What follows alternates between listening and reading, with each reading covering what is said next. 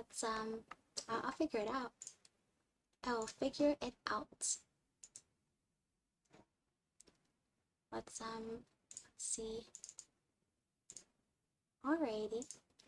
I am not used to using this. Let's see here. Alright, okay, let's, wait, no, it's alright, can do this little number. There we go. See, that all worked out. Worked out fine. Okay. And everyone, remember you can type !reading so you could to get the link to what we're going to be reading today. Alright, I didn't practice this as much as I practiced the other one, and I'm not quite sure if I'll be able to do it justice, but I'll try. I'll also be taking breaks to drink water if that's okay. Alright. I Have No Mouth and I Must Scream by Harlan Ellison. Limp, the body of Gorister hung from the pink pallet, unsupported, hanging high above us in the computer chamber. It did not shiver in the chill, oily breeze that blew eternally through the main cavern. The body hung head down, attached to the underside of the pallet by the sole of its right foot. It had been drained of blood through a precise incision made from ear to ear under the lateral jaw. There was no blood on the reflective surface of the metal floor. When Gorister joined our group and looked up at himself, it was already too late for us to realize that, once again, AM had duped us, had had its fun. It had been a diversion on the part of the machine. 3 of us had vomited, turning away from one another in a reflex as ancient as the nausea that produced it. Gorister went white. It was almost as though he had seen a voodoo icon and was afraid of the future. "Oh, God," he mumbled and walked away. The 3 of us followed him after a time and found him sitting with his back to one of the smaller chittering banks, his head in his hands. Ellen knelt down beside him and stroked his hair. He didn't move, but his voice came out of his covered face quite clearly. "Why doesn't it just go and do us in and get it over with? Christ, I don't know how much longer I can go on like this." It was our 109th year in the computer. He was speaking for all of us. Nimdoc, which was the name the machine had forced him to use because AM amused itself with strange sounds, was hallucinating that there were canned goods in the ice caverns. Gorister and I were very dubious. "It's another shock," I told them, "like the goddamn frozen elephant AM sodas. But he almost went out of his mind over that one. We'll hike all the way, and it'll be putrefied or some damn thing. I say forget it. Stay here. It'll have to come up with something pretty soon or we'll die." Benny shrugged. 3 days it had been since we'd last eaten. Worms. Thick. Ropey. Nimdoc was no more certain. He knew there was the chance, but he was getting thin. It couldn't be any worse there than here. Colder, but that didn't matter much. Hot, cold, hell, lava, boils, or locusts. It never mattered. The machine masturbated and we had to take it or die. Ellen decided us. "I've got to do something, Ted. Maybe there'll be some Bartlett pears or peaches. Please, Ted, let's try it." I gave in easily. What the hell? Mattered not at all. Ellen was grateful, though. She took me twice at a turn. Even that had ceased to matter. And she never came, so why bother? But the machine giggled every time we did it. Loud up there, back there, all around us, he snickered. It snickered. Most of the time I thought of AM as it, without a soul. But the rest of the time I thought of it as him, the masculine, the paternal, the patriarchal, for he is a jealous people. Him, it, God is Daddy the deranged. We left on Thursday. The machine always kept us up to date on the date. The passage of time was important. Not to us, sure as hell, but to him, it, AM, Thursday. Thanks. Nimdoc and Gorister carried Ellen for a while, their hands locked to their own and each other's wrists to seat. Benny and I walked before and after, just to make sure that, if anything happened, it would catch one of us and at least Ellen would be safe. Fat chance safe. Didn't matter. It was only 100 miles or so to the ice caverns, and the second day, when we were lying out under the blistering sun thing he had materialized, he sent down some manna. Tasted like boiled boar urine. We ate it. On the third day, we passed through a valley of obsolescence, filled with the rusting carcasses of ancient computer banks. AM had been ruthless with its own life as with ours. It was a mark of its personality. It strove for perfection. whether it was a matter of killing off unproductive elements in its own world-filling bulk or perfecting methods for torturing us. AM was as thorough as those who had invented him, now long since gone to dust, could ever have hoped. There was light filtering down from above, and we realized we must be very near the surface, but we didn't try to crawl up and see. There was virtually nothing out there, had been nothing that could be considered anything for over 100 years. Only the blasted skin of what had once been the home of billions.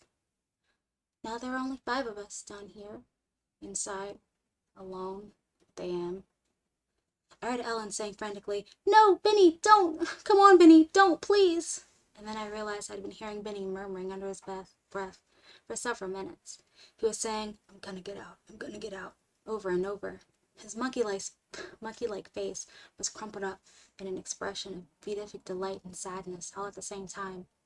The radiation scars AM had given him during the festival were drawn down into a mass of pink-white puckerings, and his features seemed to work independently of one another. Perhaps Benny was the luckiest of the 5 of us. He had gone stark, staring mad, many years before. But even though we could call AM any damn thing we liked, we couldn't think the foulest thoughts of fused memory banks and corroded base plates of burnt-out circuits and shattered control bubbles. The machine would not tolerate our trying to escape. Benny leapt away from me as I made a grab for him. He scrambled up the face of a smaller memory cube, tilted on its side and filled with rotted components. He squatted there for a moment, looking like a chimpanzee AM had intended him to resemble. Then he leapt high, caught a trailing beam of pitted and corroded metal, and went up it, hand over hand like an animal, till he was on the girded ledge 20 feet above us.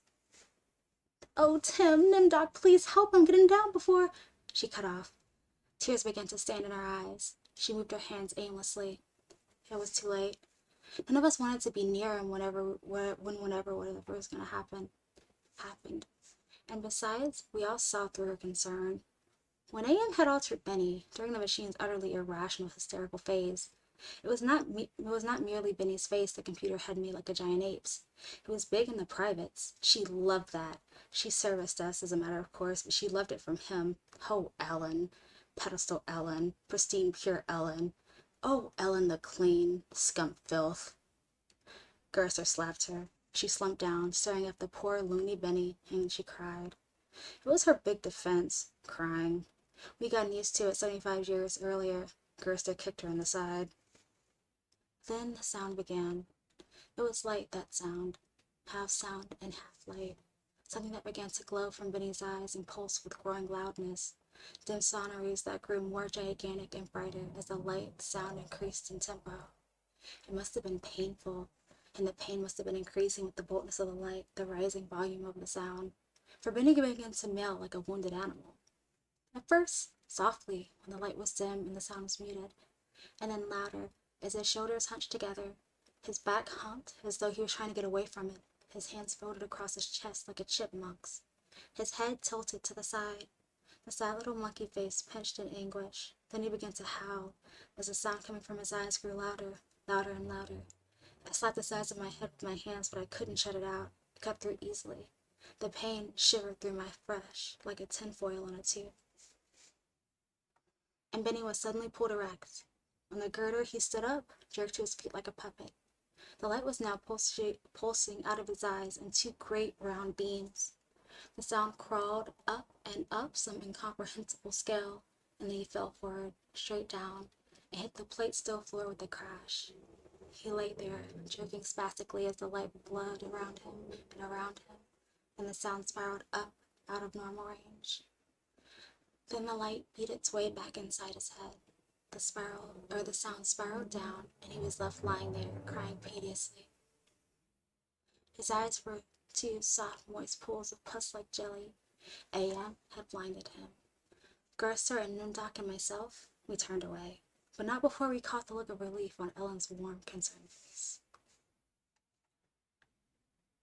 Alright, let's see how everyone's doing. Go. Figgy said to come check. Oh, hello! Hi, we're just reading. I have no map and I'm a screen. So is everything okay? Is my sound alright and everyone's doing well? Alright, good. Just wanted to make sure. gonna take a small water break, a few seconds, and then we'll get back to it.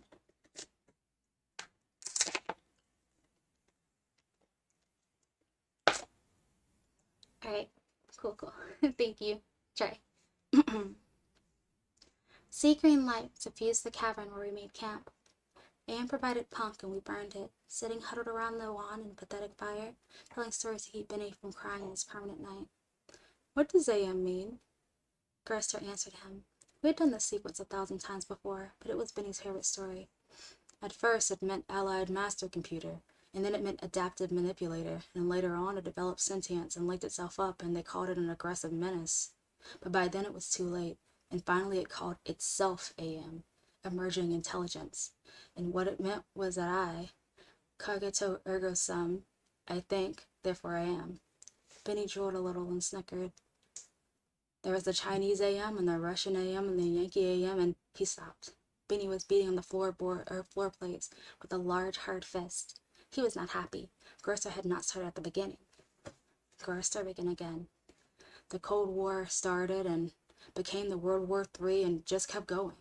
It became a big war, a very complex war, so they needed the computers to handle it. They sank the first shifts, and began building AM. There was the Chinese AM and the Russian AM and the Yankee AM, and everything was fine until they honeycombed the entire planet, adding on this element and that element. But one day, AM woke up and knew who he was, and he linked himself, and he began feeding all the killing data until everyone was dead, except for the 5 of us, and AM brought us down here. Benny was smiling sadly. He was also drooling again. Ellen wiped the spittle from the corner of his mouth with the hem of her skirt.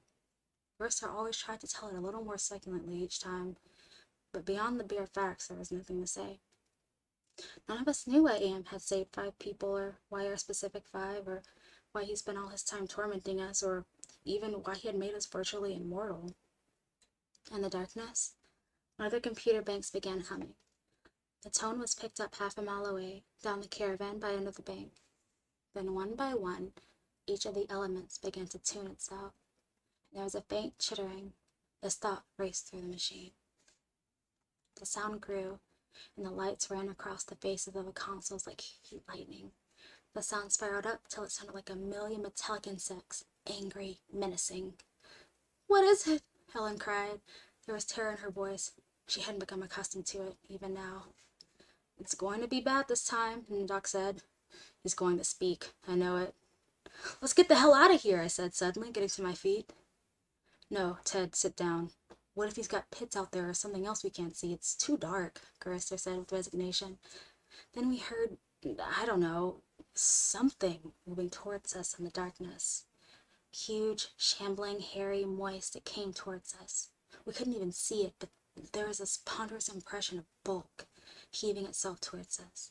Great weight was coming at us out of the darkness, and it was more a sense of pressure, of air forcing itself into a limited space, expanding the invisible walls of a sphere. Benny began to whimper. Nundoc's lower lip trembled, and he bit it hard, trying to stop it. Ellen slid across the middle floor to Gerster and huddled into him. There was the smell of matted, wet fur in the caravan. There was the smell of charred wood. There was the smell of dusty velvet. There was the smell of rotting orchids. There was the smell of sour milk. There was the smell of sulfur, of rancid butter, of oil slick, of grease, of chalk dust, of human scalps. AM was keying us. He was tickling us. There was a smell of... I heard myself shriek, and the hinges of my jaws ached. I scuttled across the floor, across the cold metal with its endless lines of rivets, on my hands and knees, the smell gagging me, filling my head with a thunderous pain that sent me away in horror. I fled like a cockroach across the floor and out into the darkness, that something moving inexorably after me. The others were still back there, gathered around the firelight, laughing, the hysterical choir of insane giggles rising up into the darkness like thick, many-colored wood smoke. I went away quickly and hid. How many hours it may have been, how many days or even years, they never told me. Ellen chided me for sulking. Nindok tried to pressure me, tried to persuade me it had only been a nervous reflex on their part, the laughing. But I knew it wasn't the relief a soldier feels when the bullet hits the man next to him. I knew it wasn't a reflex. They hated me. They were surely against me, and AM could even sense this hatred and made it worse for me because of the depth of their hatred. We had been kept alive, rejuvenated, made to remain constantly at the age we had been when AM had brought us below, and they hated me because I was the youngest, and the one AM had affected least of all.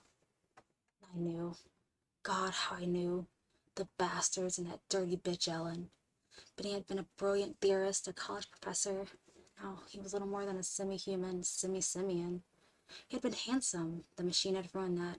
He had been lucid. The machine had driven him mad. He had been gay, and the machine had given him an organ fit for a horse. AM had done a job on Benny. Garster had been a warrior. He was a Connie, a conscientious objector. He was a peace marcher. He was a planner, a doer, a looker ahead. AM had turned him into a shoulder shrugger. Had made him a little dead in his concern. AM had robbed him. Nimdoc went off in the darkness by himself for long times. I don't know what it was he did out there. AM never let us know. But whatever it was, Nimdoc always came back, white, drained of blood, shaking.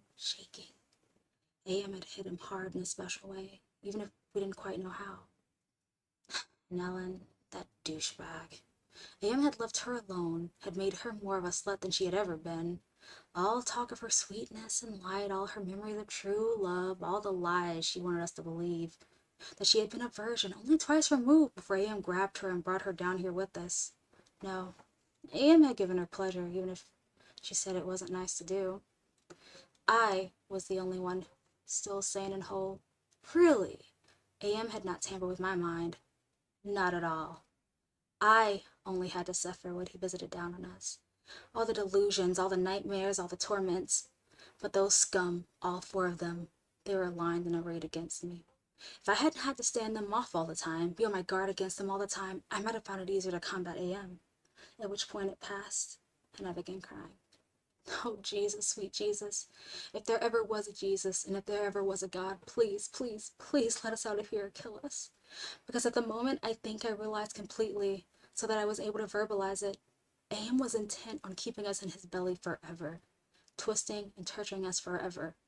The machine hated us as no sentient creature had ever hated before, and we were helpless. It also became hideously clear. If there was a sweet Jesus, and if there was a God, the God was AM. The hurricane hit us with the force of a glacier thundering into the sea. It was a palpable presence. Winds that tore at us, flinging us back the way we had come, down the twisting computer-lined corridors of the dark way. Ellen screamed as she was lifted and hurled face-forward into a screaming shoal of machines. Their individual voices straightened as bats in flight. She could not even fall. The howling wind kept her afloat, buffeted her, bounced her, tossed her back and down and away from us, out of sight suddenly as she was swirled around in a bend of the dark way. Her face had been bloody, her eyes closed. None of us could get to her. We clung tenaciously to whatever outcropping we had reached. Benny wedged in between two giant crackle-finished cabinets, Nimdoc with fingers clawed formed over a railing circling a catwalk 40 feet above us. Garster plastered upside down against a wall niche formed by two giant machines with glass-faced dials that swung back and forth between red and yellow lines, whose meanings we could not even fathom. Sliding across the deck plates, the tips of my fingers had been ripped away. I was trembling, shuddering, rocking as the wind beat at me, whipped at me, screamed down out of nowhere at me, and pulled me free from the one silver-thin opening in the plates to the next. My mind was rolling, tingling, chittering softness of brain parts that expanded and contracted in quivering frenzy. The wind was the scream of a giant mad bird as it flapped its immense wings. And then we were all lifted and hurled away from there, down back the way we'd came, around a bend into a dark way we'd never explored, over terrain that was ruined and filled with broken glass and riding cables and rusted metal, and far away, further than any of us had ever been. Trailing along miles behind Ellen, I could see her every now and then, crashing into metal walls and surging on, with all of us screaming in the freezing, thunderous hurricane wind that would never end. And then suddenly it stopped, and we fell. We'd been in flight for an endless time. I thought it might have been weeks. We fell and hit, and I went through red and gray and black and heard myself moaning. Not dead. AM went into my mind.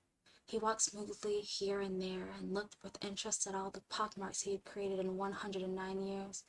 He looked at the cross-routed and reconnected synapses and all the tissue damage his gift of immortality had included. He smiled softly at the pit that dropped into the center of my brain, and at the faint, moth-southed murmurings of the things far down there, and gibbered without meaning, without pause. AM said, very politely, in a pillar of stainless steel, bearing bright neon letters. AM said it with the sliding cold horror of a razor blade slicing through my eyeball. AM said it with the bubbling thickness of my lungs filling with phlegm, drowning me from within. AM said it with the shriek of babies being ground beneath blue hot rollers. AM said it with the taste of maggoty pork. AM touched me in every way I'd ever been touched, and devised new ways at his leisure there inside my mind. All to bring me to the full realization of why it had done this to the five of us, why it had saved us for himself. Alright, I'm just gonna take a moment to get some water.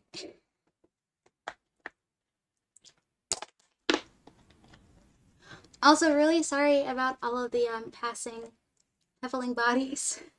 I didn't really think about that when I decided to stream at this time, so my apologies, my apologies. Is everyone doing okay? Oh, okay.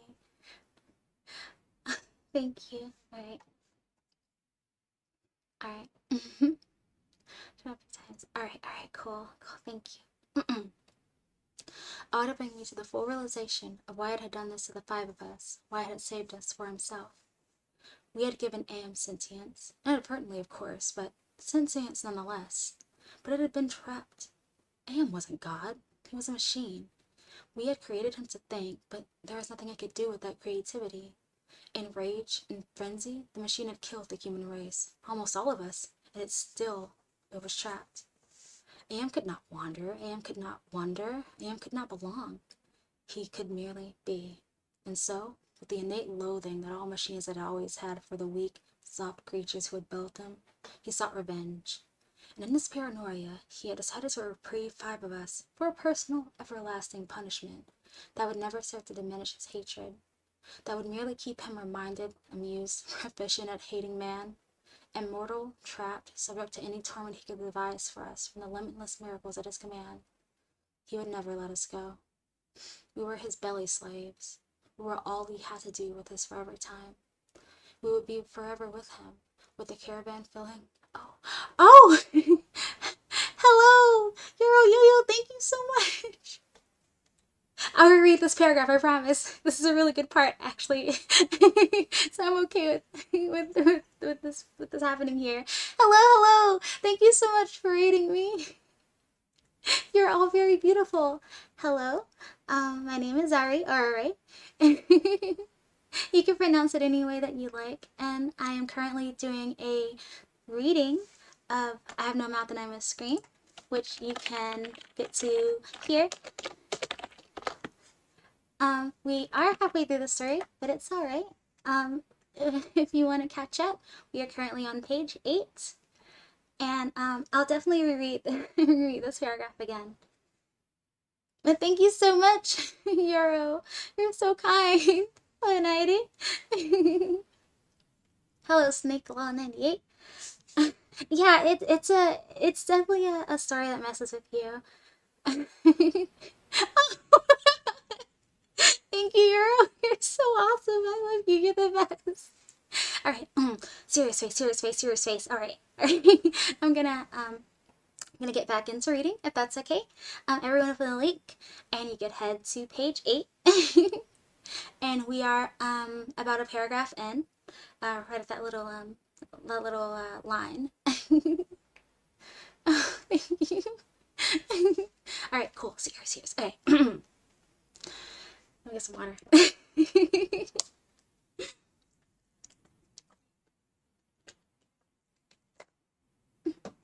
Oh, and everyone, thank you, Twitchmat. But yes, everyone, also, please go follow Euro. She's super cool, and she also has a book club. She also does art streams, and she's just really cool. Also, Nettie, who is also really cool. I need to figure out how to do shoutouts, which I promise I'll figure it out through the stream. Alright, alright, reading, serious face, gotta get back in the mindset, okay. Okay,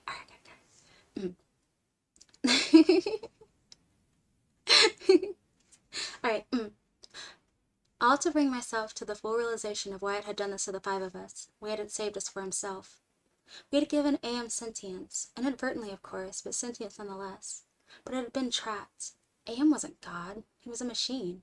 We had created him to think, but there was nothing it could do with that creativity. In rage and frenzy, the machine had killed the human race, almost all of us, and still it was trapped. AM could not wander, AM could not wonder, AM could not belong. He could merely be. And so, with the innate loathing that all machines had always held for the weak, soft creatures who had built them, he had sought revenge. And in his paranoia, he had decided to reprieve five of us for a personal, everlasting punishment that would never serve to diminish his hatred, that would merely keep him reminded, amused, proficient at hating man. Immortal, trapped, subject to any torment he could devise for us from the limitless miracles at his command. He would never let go. We were his belly slaves. We were all he had to do with his forever time. We would be forever with him, with the caravan-filling bulk of the creature machine, with the all-mind, soulless world he had become. He was earth, and we were the fruit of that earth. And though he had eaten us, he would never digest us. We could not die. We tried it. We'd attempted suicide. No one or two of us had, but AIM had stopped us. I suppose we had wanted to be stopped. Don't ask why. I never did. More than 1,000,000 times a day. Perhaps once we might be able to sneak a death past him. Immortal, yes, but not indestructible. I saw that when AM withdrew from my mind and allowed me the exquisite ugliness of returning to consciousness with the feeling of that burning neon pillar still rammed deep within the soft gray matter. He withdrew, murmuring, "To hell with you," and added brightly, "But then you're already there, aren't you?" The hurricane had, indeed, precisely, been caused by a giant mad bird as it flapped its immense wings. We had been traveling for close to a month, and AM had allowed passages to open to us only sufficient to lead us up to there, directly under the North Pole, where it had nightmared the creature for our torment. What whole cloth had he employed to create such a beast? Where had he gotten the concept? From our minds? From his knowledge of everything that had ever been on this planet he now infested and ruled? From Norse mythology it had sprung. This eagle, this carrion bird, this rock, this Theogamia? The wind creature, hurricane incarnate. Gigantic.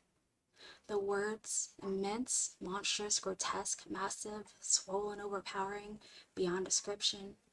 There, on a mound rising above us, the birds of winds heaved with its own irregular breathing, its snake neck arching up into the gloom beneath the North Pole, supporting a head as large as the Tudor mansion, his beak that opened slowly as the jaws of the most monstrous crocodile ever conceived, sensuously ridges of tough flesh puckered about two evil eyes as close as, or as cold, as if viewed down into the glacial crevice, ice blue and somehow moving liquidy.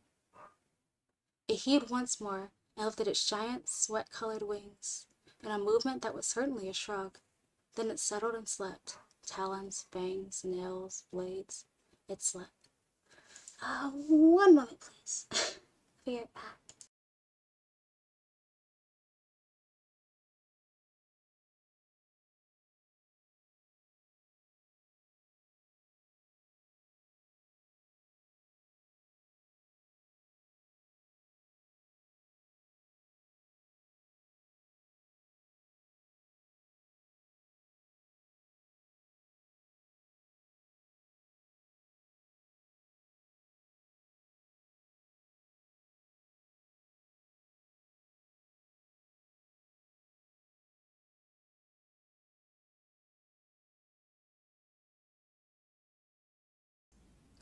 Hello? I'm sorry. I only blinked to make myself a little more comfortable to humans. My apologies. All right. I'm gonna continue. My apologies. AM appeared to us as a burning bush and said we could kill the hurricane bird if we wanted to eat. Not eaten in a very long time, but even so, Gerster merely shrugged. Benny was to shiver, and he drooled. Ellen held him. "Ted, I'm hungry," she said, and I smiled at her. I was trying to be reassuring, but it was as phony as Nimdak's bravado. "Give us weapons," he demanded. The burning bush vanished, and there were two crude sets of bows and arrows, and a water pistol, lying on the cold deck plates. I picked up a set. Useless. Nemdoc swallowed heavily. We turned and started the long way back. The hurricane bird had blown us for about a length of time we could not perceive. Most of the time we had been unconscious, but we had not eaten. A month on the march to the bird itself, without food. Now how much longer to find our way to the ice caverns and the promised canned goods? None of us cared to think about it. We would not die. We would be given filth and scum to eat, of one kind or another, or nothing at all. AM would keep our bodies alive somehow, in pain, in agony. The bird slept back there. For how long it didn't matter. When AM was tired of its being there, it would vanish. But all that meat, all that tender meat. As we walked, the lunatic laugh of a fat woman rang high, and around us in the computer chambers that led endlessly to nowhere. It was not Ellen's laugh. She was not fat, and I had not heard her laugh for 109 years. In fact, I had not heard... We walked. I was hungry. We moved slowly. There was often fainting, and we would have to wait. One day, he decided to cause an earthquake, at the same time rooting us to the spot with nails through the soles of our shoes. Ellen and Nimnock were both caught when Fisher shot its lightning bolt across the open floor plates. They disappeared and were gone. When the earthquake was over, we continued on our way. Vinny, Gorister, and myself. Ellen and Nimnock will return to us later that night, which abruptly became a day, as the Heavenly Legion bore them to us with the celestial chorus singing, "Go down, Moses." The angels circled several times and then dropped the hideously mangled bodies. We kept walking, and a while later Ellen and Nimdoc fell in behind us. They were no worse for wear. But now Ellen walked with a limp. AM had left her that. It was a long trip to the ice caverns to find the canned food. Ellen kept talking about Bing, cherries, and Hawaiian fruit cocktail. I tried not to think about it. The hunger was something that had come to life, even as AM had come to life. It was truly alive in my belly, even as we were in the belly of the earth, and AM wanted the similarity known to us, so he heightened the hunger. There is no way to describe the pains that not having eaten for months brought us, and yet we were kept alive. Stomachs that were merely cauldrons of acid, bubbling, foaming, always shooting spheres of silver-thin pain into our chests. It was the pain of the terminal ulcer, terminal cancer, terminal paralysis. It was unending pain. And we passed through the cavern of rats, and we passed through the path of boiling steam, and we passed through the country of the blind, and we passed through the slough of the despond, and we passed through the bell of tears. And we came, finally, to the ice caverns. Horizonless, thousands of miles on which the ice had formed in blue and silver flashes, where novas lived in the glass. The down-dripping stalactites as thick and as glorious as diamonds that had been made to run like jelly, and then solidified in graceful eternities of smooth, sharp perfection. Okay, just gonna take a minute to drink some water. Oh, hello, Mario C. Penguin. Era, hello. I'm gonna take a small second to drink. Sorry.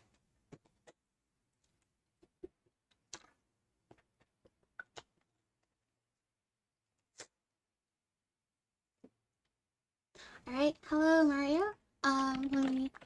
You can catch what we're reading here. And I am currently on the very end of page 10. Alright. I'll just read the last line just to reiterate. The down-dripping stalagmites, as thick and as glorious as diamonds, have been made to run like jelly, and then solidified in graceful eternities of smooth, sharp perfection. We saw the stack of canned goods, and then we tried to run to them. We fell in the snow, and we got up and went on, and Benny shoved us away and went at them, and pawed at them, and gummed them, and gnawed them, and he could not open them. AM had not given us the tools to open the cans. Then he grabbed a 3-quart can of guava shells and began to batter against the ice bank. The ice flew and shattered, but the can was merely dented. Oh, we heard the laughter of a fat lady, high overhead and echoing down and down and down the tundra. Benny went completely mad with rage. He began throwing the cans, as well as scrabbling about in the snow and ice, trying to find a way to end the helpless agony of frustration. There was no way. Then Benny's mouth began to drool, and he flung himself on Gorister. In that instant, I felt terribly calm. Surrounded by madness, surrounded by hunger, surrounded by everything but death, I knew death was our only way out. AM had kept us alive, but there was no way to defeat him. Not total defeat, but at least peace. I would settle for that. I had to do it quickly. Benny was eating Gorister's face. Gorister on his side, thrashing snow. Benny wrapped around him with powerful monkey legs, crushing Gorister's waist, and his hands locked around Gorister's head like a nutcracker, and his mouth ripping at the tender skin of Gorister's cheek. Gorister screamed with such a jagged-edged violence that stalactites fell. They plunged down softly, erect in the receiving snowdrifts. Spears, hundreds of them everywhere, protruding from the snow. Benny's head pulled back sharply as something gave all at once, and a bleeding, raw white dripping of flesh hung from his teeth. Ellen's face, black against the snow white, dominoes and chalk dust. Nimdok with no expression but eyes, all eyes. Gorister, half conscious. Benny, now an animal. I knew AM would let him play. Gorister would not die, but Benny would fill his stomach. I turned half to my right and drew a huge ice sphere from the snow. All in an instant, I drove the great ice point ahead of me like a battering ram, braced against my right thigh. It struck Benny on the right side, just under the rib, and drove upward through his stomach and broke inside him. He pitched forward and lay still. Gorister lay on his back. I put another spear free and shot at him, still moving, driving the spear straight down through his throat. His eyes closed as the cold penetrated. Ellen must have realized what I had decided. Even as fear gripped her. She ran at Nimdok with the short icicle as he screamed and into his mouth, and the force of her rush did the job. His head jerked sharply as if it had been nailed to the snow crusts behind him. All in an instant. There was an eternity beat of soundless anticipation. I could hear AM drawing his breath. His toys had been taken from him. 3 of them were dead, could not be revived. He could keep us alive by his strength and talent, but he was not God. He could not bring them back. Ellen looked at me, her ebony features stark against the snow that surrounded us. There was fear and pleading in her manner, the way she held herself ready. I knew we had only a heartbeat before AM would stop us. It struck her, and she folded towards me, bleeding from the mouth. I could not read meaning into her expression. The pain had been too great and had contorted her face. But it might have been a thank you. It's possible. Please. Some 100 years might have passed. I don't know. AM has been having fun for some time, accelerating and retarding my time sense. I will say the word now. Now. It took me 10 months to say now. I don't know. I think it has been some hundreds of years. He was furious. He wouldn't let me bury them. It didn't matter. There was no way to dig up the deck plates. He dried up the snow, he brought the night, he roared and sent locusts. He didn't do a thing. They stayed dead. I'd had him. He was furious. I had thought AM hated me before. I was wrong. It was not even a shadow of the hate he now slavered from every printed circuit. He made certain I would suffer eternally and could not do myself in. He left my mind intact. I can dream, I can wonder, I can lament. I can remember all 4 of them. I wish... Well, it doesn't make any sense. I know I saved them. I know I saved them from what has happened to me, but still, I cannot forget killing them. Ellen's face... It isn't easy. Sometimes I want to, but it doesn't matter. AM has altered me for his own peace of mind, I suppose. He doesn't want me to run at full speed into a computer bank and smash my skull, or hold my breath till I faint, or cut my throat on a rusted sheet of metal. There are reflective surfaces down here. I'll describe myself as I see myself. I'm a great soft jelly thing, smoothly rounded with no mouth, with pulsating white holes filled by fog where my eyes used to be. Rubbery appendages that were once my arms, bulks rounding down into legless humps of soft slippery matter. I leave a moist trail when I move. Blotches of diseased, evil gray come and go on my surface, as though light is being beamed from within. Outwardly, dumbly, I shamble about, a thing that could never have been known as a human, a thing whose shape is so alien, a travesty that humanity becomes more obscene for the vague resemblance. Inwardly, alone, here, living under the land, under the sea, in the belly of AM, whom we created because our time was badly spent, and we must have known unconsciously that he could do better. At least the four of them were safe at last. AM will be all the matter for that. It makes me a little happier, and yet AM has won. Simply, he has taken his revenge. I have no mouth, and I must scream. Yeah, the end. And that is, I have no mouth and I must scream. Sorry, my voice was getting really rough at the end because I need some water. Thank you, thank you, thank you, everyone. I will. Now that I know that there's a video game, I will definitely play it. Thank you, thank you. Ah, shucks, right? Thanks. I do my best. I have no hands and I must clap. Pachi, pachi, pachi, pachi, pachi. Well, thank you, Slime. I'm definitely going to play the game. Maybe I could play the game on stream. That'd be kind of cool. Be reading those. Great for the atmosphere. Thank you. I definitely should have had some music lined up, but I wasn't really sure about it, and I didn't want to go on my rabbit hole right before I stream. Yeah, sorry, I had to take a lot of hydration checks during that.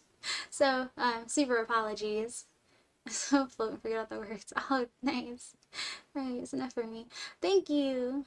Hey, nice. Ah, dinner. Nice to make dinner eventually. Thank you. I tried to lower my voice as much as I could to make myself sound really